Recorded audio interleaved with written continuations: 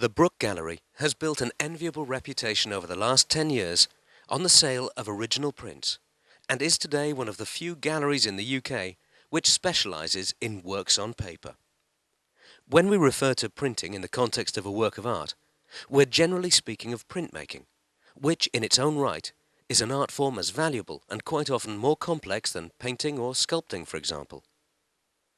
Printing in this context generally falls into four categories: relief, intaglio, planographic, and stencil. Stencil incorporates silkscreen or serigraphy, by which name it is now commonly known. Here the ink mark on the paper is through an opening. The artist produces a stencil beneath which no ink can get through to the paper. Lynn Bailey is director at the Double Elephant Print Workshop in Exeter. Here she shows us how the silkscreen method helps her to build her work and incorporate all of the influences and emotions which she brings to bear. First of all, Lynn explains screen printing.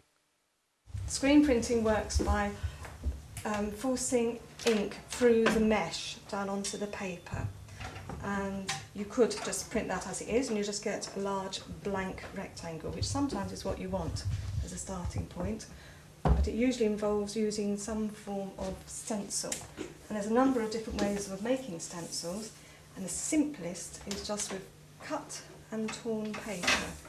So we'll have a go at using those. I'll just place the paper down where I want it. Just grabbed a couple of random colours off the shelf downstairs. So I've got a rather luscious blue. We'll have the colour fading in and fading out. So just by adding more medium to this middle section, we'll be able to get the colour fade to a paler blue. So I load the screen up by drawing the ink across the mesh.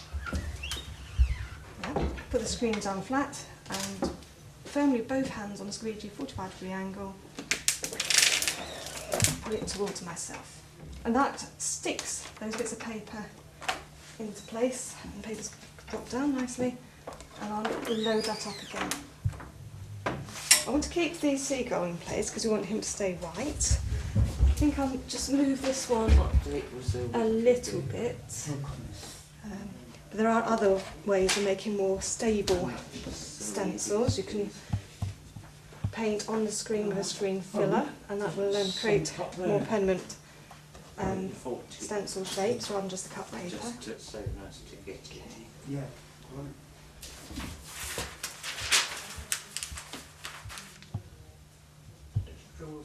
I'll put some ink at the top. It's very translucent green, this. It might look like a dark green there, and find out what it looks like in a minute with that blue. So I load that up as before, and the first printing will stick all those stencils into place. Each time you print a new colour on your screen print, there's another opportunity for something to go slightly wrong. So when you are doing addition, you do quite a few more than you're going to want in the end. Now Lynn shows us Collograph. Collograph plates can be made quite simply with pieces of card for a support, and all kinds of material that you can stick on there, all kinds of textures. It's a nice, non-threatening medium to work with. It's not like using a shiny bit of copper which can scare you. So this is a small Collograph plate from the Meadows series that I did, and I'm going to ink that up intaglio, like an etching, but I'm going to use some relief ink as well. So I've got a toothbrush which has already got green on it to rub the screen in. Feel well rubbed in to go into all the little nooks and crannies.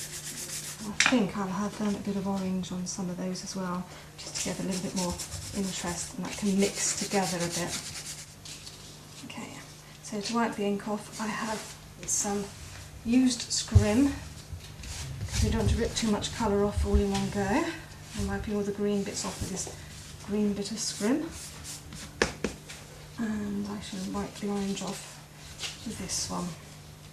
I shall allow them to merge together.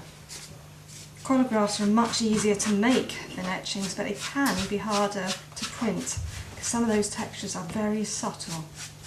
It's very easy to overwipe them. On the other hand, some people make such chunky Collograph plates that they can be quite hard work to ink up and get enough ink off. So each plate is different. You might have to use a slightly different approach, different action on each plate. And I could print that just as it is and you get a rough idea what the print will look like. But with Collographs there's also an option of rolling ink over the surface, and that can be quite exciting. Got a little bit of relief ink here and a roller that's just wider than the plate. So grab a little bit of ink around the roller.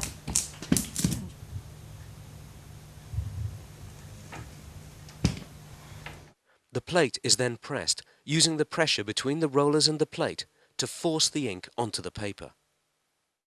Now Lynn shows us one of her ongoing projects, using Collograph and screen printing together. See how this technique has created a more tactile feeling to the print, expressing her subject more than she would otherwise have been able. All of my own work has an environmental aspect of it. Yeah, I've been going to a particular park in Exeter for a number of years now. It's Mincing Lake Valley Park, up in the north corner of Exeter near Stoke Hill, which is often an overlooked little park, but there's layers and layers of history there, lots of different aspects to the environment there, which I have found as a sort of endless source of inspiration, as I say, for years. One of the ways I work with landscapes is I go along and I just take photographs and I collect things, and I don't know where they're going to start with. I just sort of respond intuitively, I'll collect these. And I collected quite a lot of the meadow plants, not the rare ones, not the Devon notables, just your general overlooked weeds. Weeds that are annihilated out of your lawns, but they're important for wildlife. So I collected these plants and I pressed them so that I could create them into Collographs. So this has actually got the plant matter on this card plate, embedded in gesso. And if I printed them up just as they are, it'd be something like that. But I wanted to say something about the meadow over the landfill site. So I screen printed the rubbish underneath. So for the rubbish, I took black and white photographs of crushed cans and such like at the recycling centre and photocopied them onto acetates. And I did light and dark and medium photocopies so that I could print them in separate colours.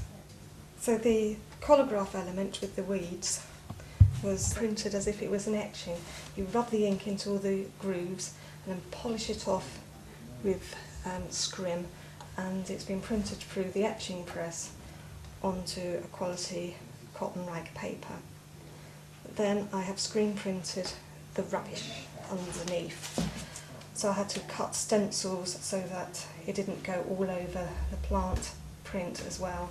And I printed this in 3 colours, fading out, like you saw the blue on the demonstration.